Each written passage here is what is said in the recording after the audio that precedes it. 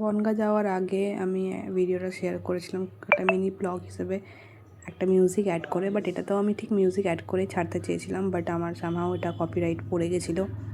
তার জন্য আমাকে মিউজিকটা আবার বন্ধ করে আমাকে ভয়েস ওভার দিতে হচ্ছে। আর আমি এতটা আস্তে আস্তে কথা বলছি বা এরকম হয়তো গলাটা শোনাতে পারে, আমার শরীরটা প্রচণ্ড খারাপ। তো দেখো, আমরা বনগাঁ গিয়ে যাদের বাড়িতে উঠেছিলাম, আমি ঠিক খুব একটা চিনি না, তো যে দাদু দিদার উপলক্ষে মানে অ্যানিভার্সারি উপলক্ষে গেছিলাম, তো তাদেরই রিলেটিভ বলতে পারো। তো অনেক দিন পর গ্রামে গেছিলাম ঘুরতে, বেশ সুন্দর লাগছিল চারিদিকটা, ঘুরে ঘুরে আমরা সবাই মিলে দেখছিলাম।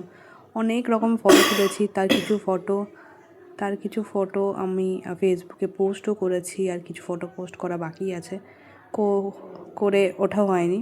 তো দেখো এখানে যে লাউগুলো দেখাচ্ছি কত বড় বড়, মানে এরকম বলতে গেলে দেখিনি আমি। লাউয়ের সাইজ তো ছোটো ছোটোই হয় বাজারে যেটুকু যাই বা কিনে।